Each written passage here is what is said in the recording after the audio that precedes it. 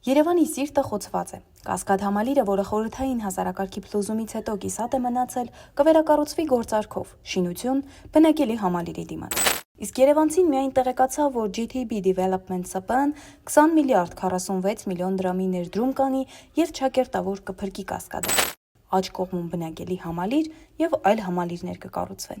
Հայտարարված մրցույթում այս ընկերության հաղթանակը մասնագետները համարում են ոչ մրցակցային, ոչ մասնագիտական։ Արմնուրի հետ զրույցում պատմում է ճարտարապետ Դավիթ Ստեփանյանը։ Երևանը Արարատին նայող բնական ամֆիթատրոնը, այս Նորքի բարձունքը, Արաբկիրի բարձունքը նայում են Արարատին, այստեղ Թամանյանը մտածում էր այդ հիմնականում բնակելի գոտին, այգիներով, պարտեզներով, տներով, սեփական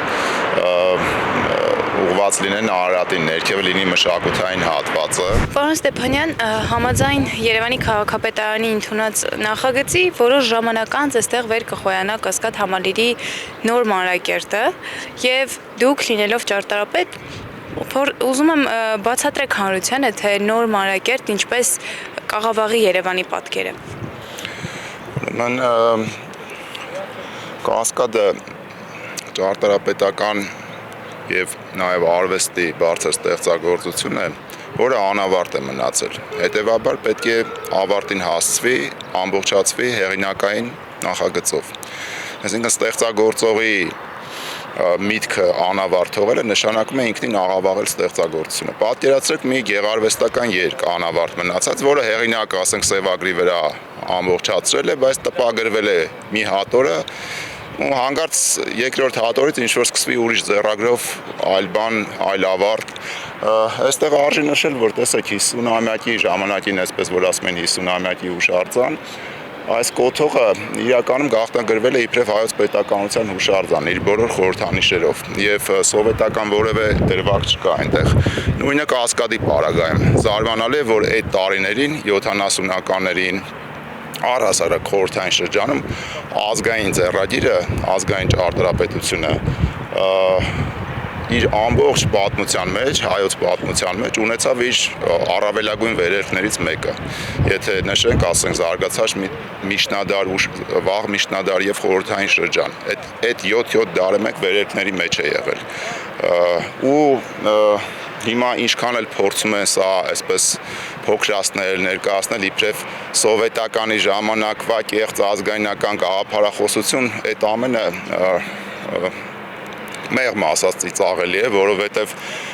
այսօրվա այս խառնափնթոր դարում ստեղծագործողը եթե նման միտք է հայտնում, երբ որ այսօրվա սպառողական աշխարհի պարտադրանքն ու թելադրանքը կատարողն է նման միտք արտահայտում, այս մեծ վարպետների նկատմամբ, ես չգիտեմ դա ինչպես որակել, որովհետև մարդկանց տեսեք ինչ են ի վերջո հրամցրել այս խառնի ճաղանճ Երևանը, որը բացարձակ կապ չունի այն Երևանի հետ, որը մտածում էր իրականացնել Ալեքսանդր Թամանյանը։ Մենք ունենալու ենք եվրոպական ամենաբարձր մակարդակի քաղաք, կանաչ քաղաք, հարկայնությունները, մայթերի լայնությունները, կանաչը, ամեն ինչը, այսպես ասած, մտածված մարդու համար։ Հիմա բացառապես այս սպառողների համար իրականացված աշխարհն ենք տեսնում, մի քանի կոմերցիոներների, մի քանի կիրճ հետապնդողների համար իրականացված քաղաք, որտեղ ժողովուրդը այս ստրեսի ու այս ծանր անառողջ միջավայրում է ապրում,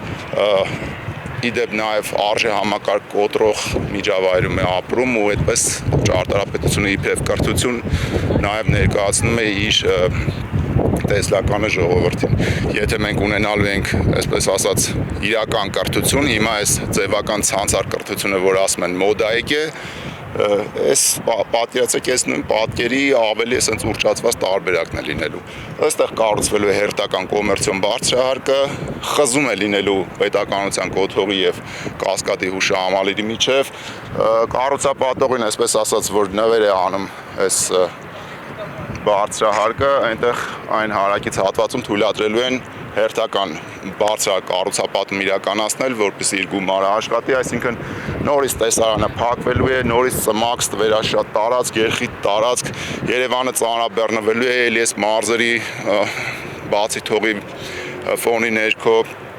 քաղաք պետություն ենք ստեղծում, քաղաք պետություն, որ հեշտ ասենք այն մնացած տարածքները արդեն կարող ենք հանձնել նկարտումներ ունեցողներին։ Եթե բնակիչը չի պահում, այսինքն տարածքը ամայի է, ժողովուրդ չի ապրում։ Դե տարածքը հեշտ, ասինքն մի քանի հոգու շահագործմանն է հանձնում, հետո էլ շատ հանգիստ կարող են հանձնել ու ասեն անդեմ դժգույն տարածքներ էին։ Պարոն Ստեփանյան, դուք խոսեցիք կոմերցիոն միտումների մասին, որ կառուցապատողը նշենք, որ նաև GTP Holdings ընկերությունն է, որը կասկադը կառուցելու փոխարեն նաև նվեր է ստանալու տարածքը, որտեղ լինելու է նորակառույց, եւ սա համարում են կասկածելի գործարք հենց ճարտարապետները։ Մարտի 1-ին ճարտարապետների պալատը երկար բաց նամակով հանդես եկավ եւ դիմեց բոլոր պատկան մարմիններին, սակայն այդպես էլ անգամ կենթանի հեղինակի խոսքը չանցավ ոչ քաղաքապետարանի, ոչ կառուցապատողների առաջ։ Արդյոք իսկապես այստեղ կասկածներ փնտրելու միտում պետք է տեսնել, թե ոչ։ Դե անշուշտ, այսինքն նախագիծը դեռ պատրաստ չի, ինչ-որ էսկիզային տարբերակ դրեցին քննարկման, այլընտրանք չտվեցին, դա արդեն իսկ սխալ էր, այդ մասին նշվել է։ Միանգամից հայտնվեց կառուցապատող եւ այլն, այդ ամենը կա իհարկե, բայց ուզում եմ ասեմ, տեսեք, տեղի ունեցել մշակութային եղեռ եւ դա տեղի ունեցել վերջին 35 տարիների ընթացքում։ Հիմա ահագնացող թափով շարունակվում է։ Եթե պետությունը որոշակի գաղափարախոսություն չի որդեգրում եւ շարունակում է այս սպառողական աշխարհի պատվիրատուն լինել, այսինքն ինքը բացարձակ են իրական կրթությունից այդ ամեն ինչի ձեռձ է արժեհամակարգից իրեն ձեռձ է պահում, այդ ամեն ինչը կլինի միանշանակ,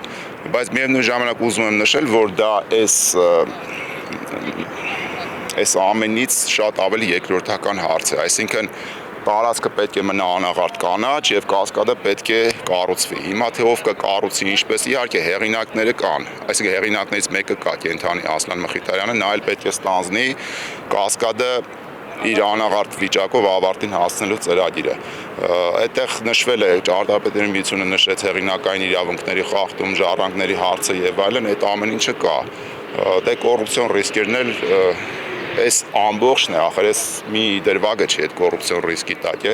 այս ինչը որ կառուցվել է, բոլորը հակասեյսմիկ նորմերը խախտած, լուսավորության ինսոլացիոն նորմերը խախտած, կանաչի այդ պարկինգի նորմերը, ջրագծերը քանդում են տեղը բարձր հիմքեր են գցում, այսինքն հիմա այդ ջրհեղեղները որ սկսվել են հոսող մակերևույթ արդեն չի մնացել, այս ամենը ոնց կարող է առանց կոռուպցիոն ռիսկի նորմեր կան, որ ասենք մայրուղուց 17-18 մետր հեռավորության վրա հիմա ասենք նայեք աշտարակի այդ ճանապարհը դարել է արգվանդ է տրասի նման մի բան խիտ այդպես լցված խառնի ճաղանջ կառուցապատումները, այդ ամբողջը իհարկե կոռուպցիոն ռիսկերով է։ Իսկ ըստ ձեզ կասկադի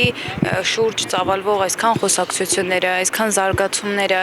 քաղաքացիների, ճարտարապետների բողոքը, ընդդիմությունը ընդդիմանում են այդ որոշմանը, սակայն որոշումը միևնույն է համառորեն առաջ է գնում ու նոր քայլեր են ձեռնարկում, նոր գովազդներ են անում, փորձում են եղանակներ գտնել ավելի հասարակությանը հաճոյանալ։ Ըստ ձեզ վերջո նոր նախագծով կասկադը կկառուցվի թե ոչ։ Տեսեք, Աստված չանի իհարկե կառուցվի, սա վերջին, ասպես ասած, Արարատին նայող այդ բաց հարթակն է, որը գոնե ասենք Թամանյանի այդ հյուսիս-հարավ ճառագայթը շեշտում է, միակ թե շատ պահպանված հատվածներից է էլի, բայց ցավը այն է, որ այդ նույն ընդդիմադիրների, այսօրվա ընդդիմադիրների իշխանության տարիներին այս նույն ճանապարհով ենք մենք անցնում։ Մենք ենք հասել ենք անդնդի եզրին, հետո ընկել ենք վայր ու այդ ցավից ոռնում ենք, բայց այդ նույն ճանապարհն ենք անցել։ Այդ ժամանակ են սկսել ավելի բարեկարգ Երևանը այդ դեմագոգիայի այդ պաստառների ներքո, ապականել քաղաքը, այդ գունավոր պաստառներով մարդկանց ինչ որ ստեր էին հրամցնում, բայց կառուցում էին այս այլանդակությունը։ Չգիտեմ, ես որևէ լավ այսպես ասած, այս վիճակում կանխատեսում չեմ կարող սպասել այս ամենից, ուղղակի հույսս է, որ ինչ-որ ձգձգվի, ինչ-որ մի բան, այսինքն չգիտեմ, էլի տարիների ընթացքում, որովհետև սրանք ահռելի ծավալուն գործեր են, չնայած աշկը թարթում ես մի հատ հերթական անճոռնություն, մեկ էլ աշկիդ առաջ ծլում է։ Հենա տեսեք այն մյուս հատվածում այդ համալիրի կողքերում շրջակայքում ինչ կատարվեց, կամ կենտրոնը այդ նույն չգիտեմ, սպասումները, այսպես ասած, ուսադրող չեն, բայց ամեն դեպքում ճշմարտությունը պետք է բարձրաձայնվի, մարդիկ իմանան, որ կարողանան ինչ-որ տեղաշարժ, ինչ-որ մի բեկում մտցնել այս ամենի մեջ։ Պարոն Ստեփանյան, իսկ դուք նախաձեռնել եք հանդիպում, օրինակ քննարկում կառուցապատող ընկերության հետ կամ ըստ ձեզ կառուցապատող ընկերությունը որևէ կերպ ինչ-որ շահեր հետապնդում է բացի շենքից։ Իմաստ չկա, կառուցապատողներ մեկը չլինի, մյուսը կլինի։ Այսօր անգամ ճարտարապետները ես չանեմ, մեր մյուսը կանի, մարդիկ ընկել են այս սպառողական աշխարհի մեջ, այդպես բաշարելով ապրում են։ Իմաստ չկա, ասում եմ, եթե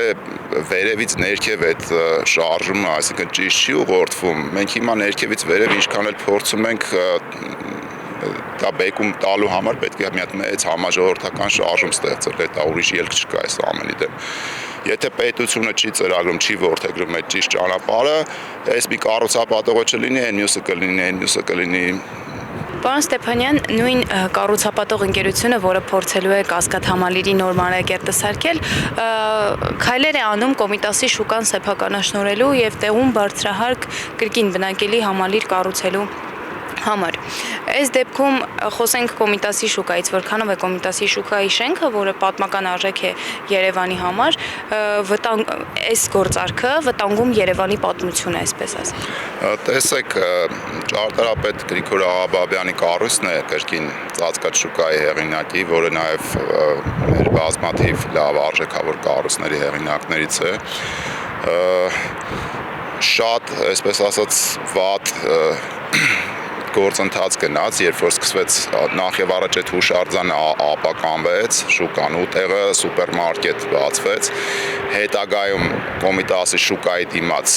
շուկային չկպան, բայց դիմացը մի փոքր վերև էլի Երևան City կառուցվեց, իդեպ այդ ծառերը մայթ եզրով հատեցին ու հենց շատ մայթին կից կառուցեցին այդ մոլը եւ սուպերմարկետը եւ խնդիրը, այսինքն դրանք իրենց հարիր հրապարակները պետք է ունենան, կայանատեղիները պետք է ունենան, այդտեղ խցանումների տարածք դարձավ նորից էլի եւ բացի այդ շուկայի, այսպես ասած, աշխատանքին խանգարեց, աշխարհում շուկաները դրանք շատ թանկ կարևոր նշանակություն ունեն, մի պահ Եվրոպայում տեղեր եղան, որ սկսվեց նման գործընթաց, բայց հետո կասեցրեցին, նորից վերականգնեցին, մենք ոնց որ ուրիշի սխալ ճանապարհը